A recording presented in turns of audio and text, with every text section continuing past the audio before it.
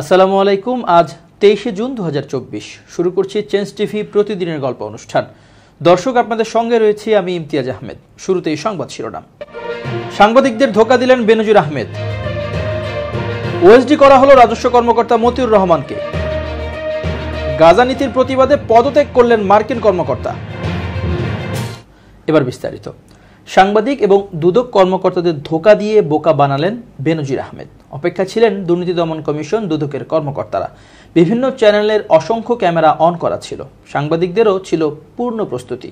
কখন তিনি আসবেন সেই অপেক্ষায় প্রহর গুনছিল সবাই, কিন্তু আশায় গুড়ে বালি। রোববার দুর্নীতি দমন কমিশনে হাজির হওয়ার কথা ছিল পুলিশের সাবেক মহাপরিদর্শক বেনজির আহমেদের। অবৈধ সম্পদ অর্জনের অভিযোগে জিজ্ঞাসাবাদের জন্য তাকে দ্বিতীয়বারের মতো রোববার 10টায় দুদকের প্রধান কার্যালয়ে হাজির হওয়ার জন্য ডাকা হয়েছিল।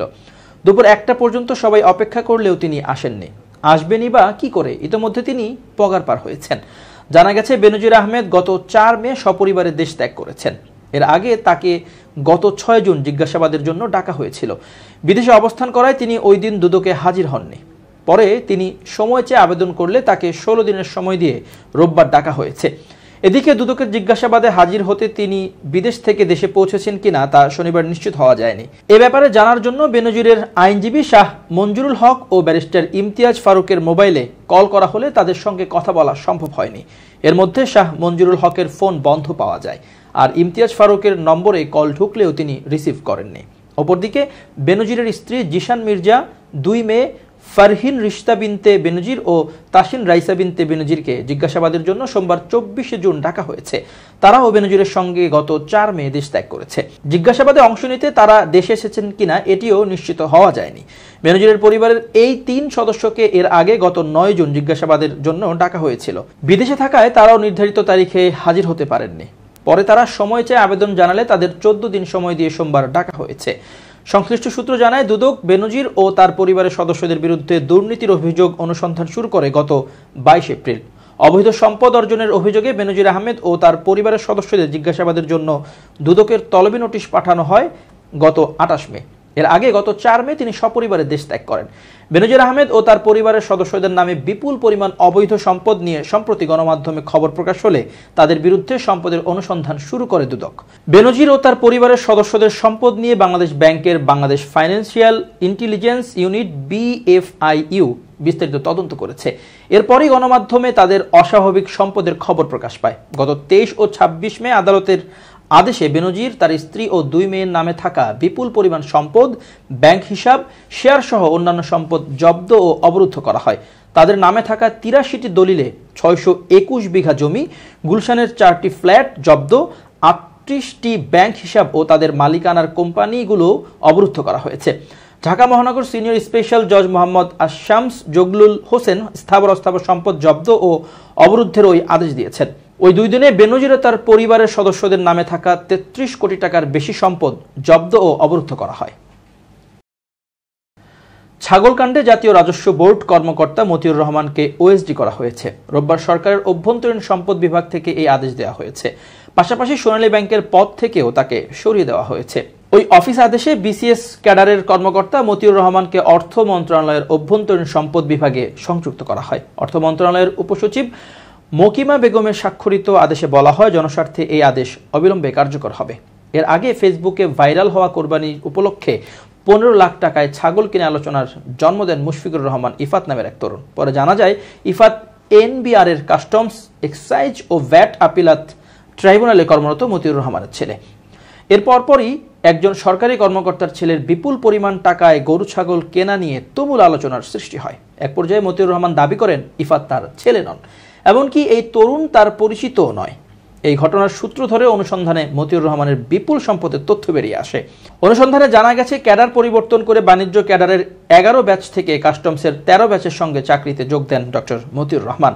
নতুন ক্যাডারে যুক্ত হওয়ার পরই প্রভাব, প্রতিপত্তি ও সম্পদ বাড়তে থাকে তার। ডক্টর মতিউর রহমানের উত্থান মূলত 2009 সালে চট্টগ্রাম কাস্টম হাউসের যুগ্ম কমিশনার থাকাকালে। পরে গুরুত্বপূর্ণ একাধিক জায়গায় পদায়ন হয়েছে তার।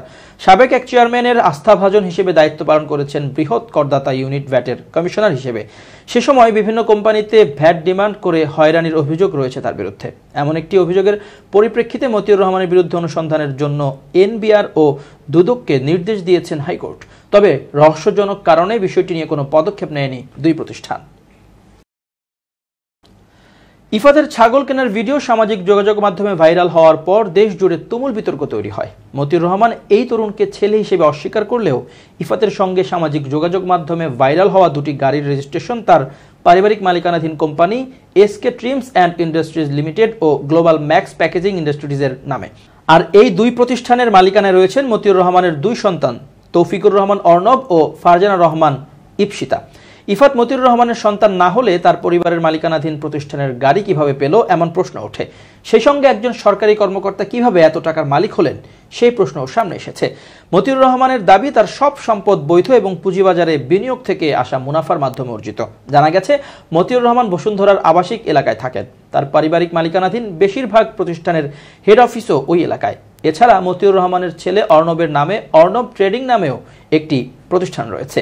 এছাড়া তার মেয়ের ল্যাম্বরগিনি নামে বিলাসবহুল গাড়ির ব্যবহারের ছবিও সামাজিক যোগাযোগ মাধ্যমে ভাইরাল হয়েছে, যার দাম প্রায় 4 লাখ কানাডিয়ান ডলার বা বাংলাদেশি মুদ্রায় প্রায় 4 কোটি টাকা।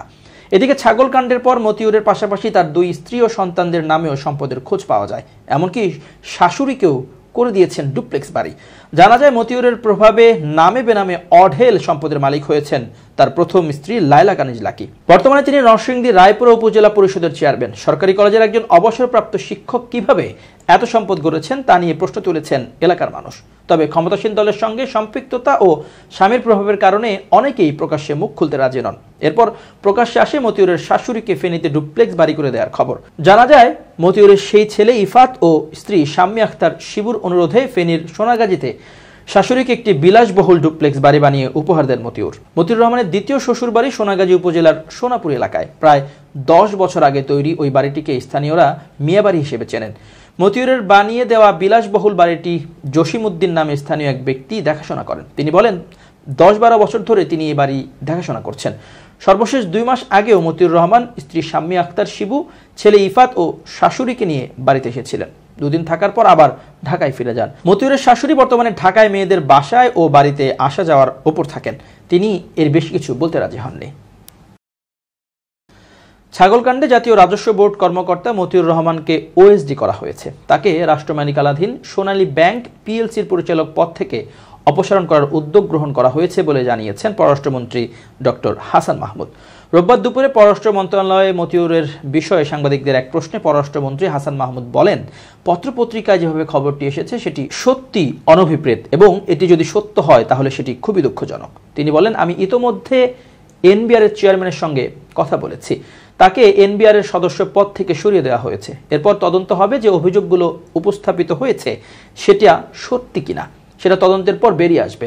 তারপর ভবিষ্যতে পরবর্তী ব্যবস্থা নেওয়া হবে। মন্ত্রী বলেন, দুর্নীতির মাধ্যমে এভাবে সম্পদ অর্জন করা কখনোই সমীচীন নয় এবং আমাদের সরকার দুর্নীতির বিরুদ্ধে জিরো টলারেন্স নীতিতে আছে। সে কারণে আমাদের সরকারের আমলেই কিন্তু নানা জনের দুর্নীতির বিষয় উঠে আসছে, এটা অন্য কেউ তুলে আনে নাই। এবার খুব জরুরি 1 মিনিট জানাচ্ছেন ইউনেস্কো ক্লাব পুরস্কার বিজয়ী সাংবাদিক আমিরুল মোমিনিন মানিক। খুব জরুরি 1 মিনিটে প্রত্যেককে আমন্ত্রণ। প্রিয় বন্ধুরা, জীবনে ফোকাস রাখা অবশ্যই গুরুত্বপূর্ণ। ফোকাস কি? যে কাজটি করছি নিরতভাবে সেই কাজটিতে মনোযোগ রাখা, সেই কাজটির জন্য এগিয়ে চলা।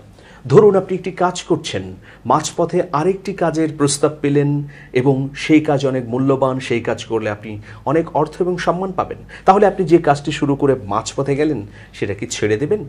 প্রিয় বন্ধুরা, আপনি হয়তো জানেন না যে আর কিছু দূর গেলেই সেই কাজে আপনি বিপুল সফলতা পেতে পারেন, যেটা এই সাময়িক সফলতার চেয়ে অনেক অনেক বড় ব্যাপার।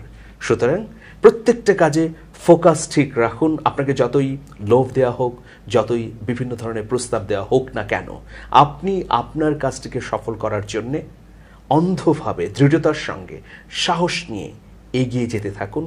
কোনো প্রলোভন যেন আপনাকে সেই কাজ থেকে বিচ্যুত না করতে পারে। ভালো থাকবেন, শুভেচ্ছা নিরন্তর। তালেবান শাসিত আফগানিস্তানে রাষ্ট্রদূত নিয়োগ দিয়েছে নিকারাগুয়া। স্থানীয় গণমাধ্যম জানিয়েছে, কূটনৈতিকভাবে বিচ্ছিন্ন তালেবান শাসনের সাথে সম্পর্ক বৃদ্ধির ক্ষেত্রে এটি বিরল পদক্ষেপ। বর্তমানে চীনে নিকারাগুয়ার রাষ্ট্রদূত মাইকেল ক্যাম্পবেল বেজিংয়ে তার অফিস থেকে আফগানিস্তানের অতিরিক্ত দায়িত্ব পালন করবেন। নিকারাগুয়ার ভাইস প্রেসিডেন্ট রোজারিও মুরিলো শুক্রবার বলেন, আমরা আফগানিস্তানের ইসলামিক আমিরাত, সেই দেশের জনগণ এবং সরকারকে ধন্যবাদ জানাই। তারা আমাদের কমরেড মাইকেল ক্যাম্পবেলকে স্বাগত জানিয়েছেন। সরকারপন্থী নিউজ আউটলেট EL19 ডিজিটাল একথা জানায়। 2021 সালে ক্ষমতায় ফিরে আসার পর থেকে তালেবান কর্তৃপক্ষকে কোনো দেশ আনুষ্ঠানিকভাবে স্বীকৃতি দেয়নি। এছাড়া নিকারাগুয়ান সরকারও ঘোষণায় তালেবান সরকারকে স্বীকৃতি দেওয়ার কথা উল্লেখ করেনি। তালেবানকে স্বীকৃতি না দিয়ে আফগানিস্তানের চীনের একজন রাষ্ট্রদূত হয়েছে। যুক্তরাষ্ট্র আনুষ্ঠানিক রাষ্ট্রদূত ছাড়াই একজন চার্জ ডি অ্যাফেয়ার্সকে শীর্ষ কূটনীতিক হিসেবে দায়িত্ব দিয়েছে।